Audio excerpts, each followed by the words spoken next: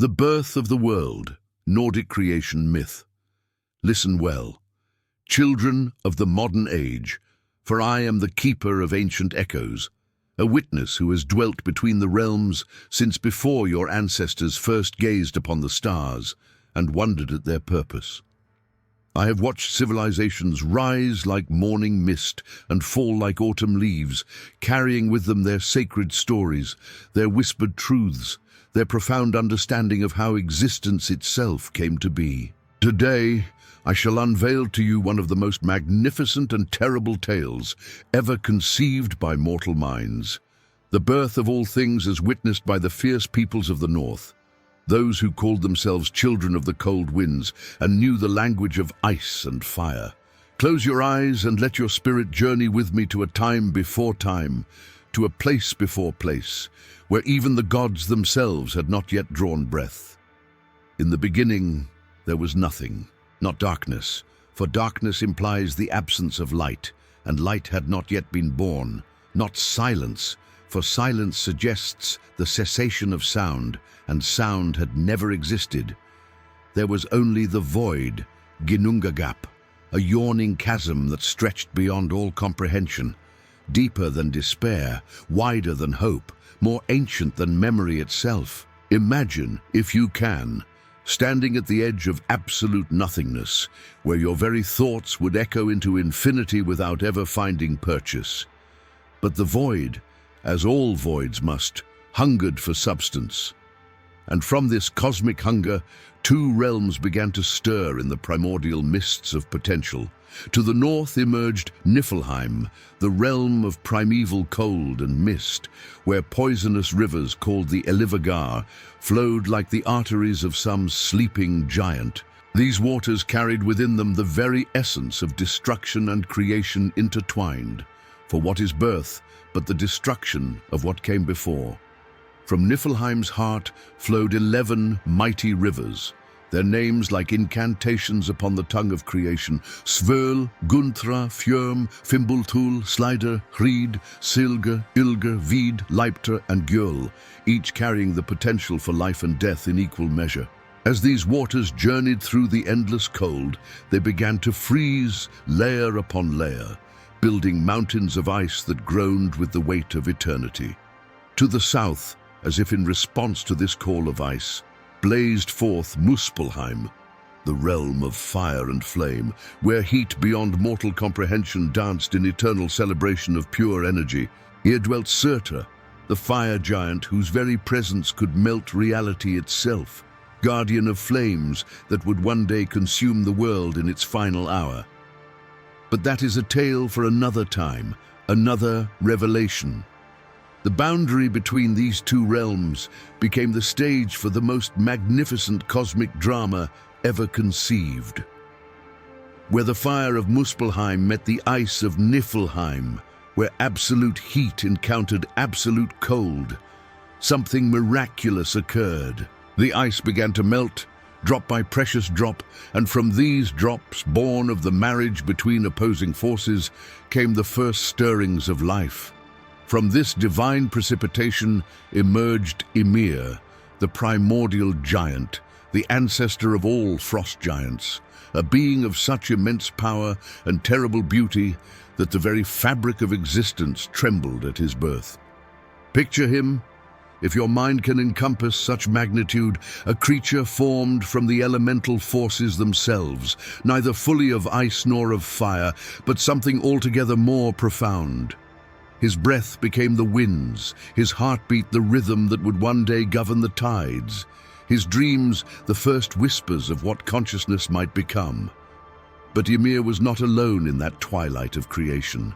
As the cosmic waters continued their ancient dance, they birthed another marvel, Audumbla, the primeval cow, whose udders flowed with 4 rivers of milk that would sustain the first giant.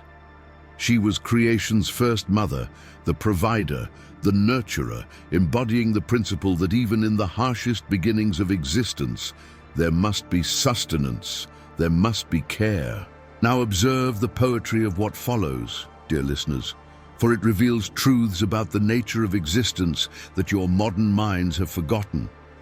Odumbla, driven by an instinct older than hunger, began to lick the salty ice blocks that had formed from the mingling of fire and frost. Her warm tongue gradually revealed something extraordinary hidden within the frozen depths. On the first day, hair appeared. On the second day, a head emerged. And on the third day, a complete man stood free from his icy prison. This was Buri, the first of the gods, beautiful beyond description, strong beyond measure, wise beyond mortal comprehension. He stood there in the dawn of time like a promise made manifest, the first answer to the question that consciousness would always ask: what comes next? Buri bore a son named Bor, and it was Bor who would father the three brothers who would reshape the cosmos itself: Odin, Vili, and Ve. Can you feel the momentum building, the way destiny gathers like storm clouds on the horizon of possibility? These three would become the architects of the world, you know, the shapers of reality, the gods who would dare to dream of order emerging from chaos. But creation, as you shall see, is never a gentle process. It requires sacrifice of the most profound kind. The three brothers, Odin the All-Father, master of wisdom and war, Vili the Will-Bringer, embodiment of sacred intention, and Ve the Sacred One, keeper of divine sanctuary, looked upon the endless realm of Ginnungagap and saw not emptiness, but potential. They gazed upon their ancestor Ymir, the primordial giant whose very existence maintained the cosmic balance, and they made a decision that would echo through all the halls of eternity. They chose to kill their forefather. This was not murder born of malice, but sacrifice born of necessity, the understanding that sometimes the old must perish for the new to be born. With weapons forged from their divine will, the three brothers slew Ymir, and from his death wound flowed such torrents of blood that nearly all the frost giants drowned in the crimson deluge. Only Bergelmir and his wife escaped, fleeing in a boat made from a hollowed tree trunk, carrying within them the seed of their kind's survival. But here comes the true miracle, the moment when destruction becomes creation, when ending becomes beginning. The three brothers took Ymir's massive corpse and from it began to craft the world. His flesh became the earth, rich and dark and fertile, capable of supporting all the life that would follow. His blood became the seas and lakes, the rivers and streams, the very waters from which all life would drink. His bones became the mountains, standing as eternal monuments to what had been sacrificed for what was to come. Ymir's skull became the vast dome of the sky, held aloft at four corners by four mighty dwarfs, Nordri, Sudri, Ostri, and Vestri, whose names became the very words for the cardinal directions. His brains, cast into the heavens, became the clouds that would bring rain to nourish the new world. Even his eyelashes found purpose, forming Midgard's protective wall against the chaos that still lurked beyond the borders of creation. But a world of earth and sea and sky, no matter how magnificently crafted, remains merely a stage awaiting its players. So the three divine brothers gathered sparks and glowing embers from Muspelheim and cast them across the dome of Ymir's skull, creating the sun and moon and stars. They set these celestial bodies in motion, establishing the eternal dance between day and night, the rhythm of time itself that would govern all future existence. The sun they placed in a chariot drawn by two magnificent horses, Arvakr and Alsvina, whose names mean early waker and all swift, pursued eternally across the sky by the wolf's shoal, whose hunger for light ensures that day always transforms into night. The moon, equally glorious, travels in its own chariot pulled by Alsvidr, chased by the wolf Hati, maintaining the cosmic balance between illumination and darkness. From the maggots that emerged from Ymir's rotting flesh, the gods created the dwarfs, master craftsmen who would dwell beneath the earth and forge the magical artifacts that would shape the destiny of gods and mortals alike. These beings, born from decay yet blessed with divine purpose, became the keepers of ancient arts, the guardians of secrets locked within stone and metal. But still, the world felt incomplete, lacking the spark of conscious life that could appreciate its beauty, that could create meaning from existence. As the three brothers walked along the seashore of their newly formed realm, they discovered two tree trunks washed up on the beach, an ash tree they named Ask, and an elm they called Embla. In these simple pieces of driftwood, they saw the potential for something magnificent. Odin breathed into them the breath of life, the sacred urn that would animate their forms and set their hearts beating. Vili granted them intelligence and the power of motion, the ability to think and choose and act upon their thoughts. Ve bestowed upon them the gift of the senses, sight to perceive the world's beauty, hearing to appreciate its songs, the capacity to feel and taste and know the full richness of existence. Thus were born Ask and Embla, the first humans, your own most ancient ancestors, created not as afterthoughts, but as the culmination of cosmic purpose. They were given Midgard as their realm, the Middle Earth, protected by walls formed from Ymir's eyelashes, a sanctuary between the realm of the gods above and the domain of the giants beyond.